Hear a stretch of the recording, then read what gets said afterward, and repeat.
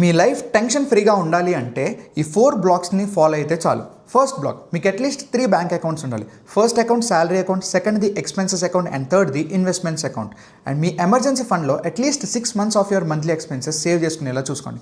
Second block, term insurance coverage at least 10 to 20 times of your annual ఇన్కమ్కి దగ్గరగా ఉండేలా చూసుకోండి.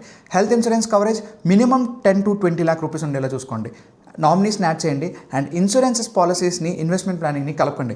ఇన్సూరెన్స్ పాలసీ సపరేట్గా తీసుకోండి అండ్ ఇన్వెస్ట్మెంట్ ప్లానింగ్ సపరేట్గా చేసుకోండి. Third block, at least 20% of your monthly ఇన్కమ్ని ఇన్వెస్ట్ చేసేలా చూసుకోండి. ఎవ్రీ ఇయర్ 10% స్టెప్అప్ చేయండి. మీ టోటల్ పోర్ట్ఫోలియోలో గోల్డ్ అట్లీస్ట్ 20% కవర్ అయ్యేలా చూసుకోండి. రిటైర్మెంట్ ప్లానింగ్ ఇప్పటి నుంచే చేసుకోండి. అండ్ మీరు బిగినర్ అయితే నిఫ్టీ 50 ఇండెక్స్ ఫండ్స్ నుంచి ఇన్వెస్ట్ చేయడం స్టార్ట్ చేయండి. లాస్ట్ బ్లాక్, ఒకవేళ మీరు బిగినర్ అయితే ట్రేడింగ్ అండ్ స్పెక్యులేషన్కి దూరంగా ఉండండి. అన్నెసెసరీ లోన్స్ తీసుకోకండి. మీ టోటల్ ఈఎంఐస్ మీ మంత్లీ శాలరీలో 30 to 40% దాటకుండా చూసుకోండి. మీ credit card limit 1 lakh rupees అయితే మీరు 30,000 రూపీస్ కన్నా తక్కువ యూస్ చేసుకోవాలో చూసుకోండి.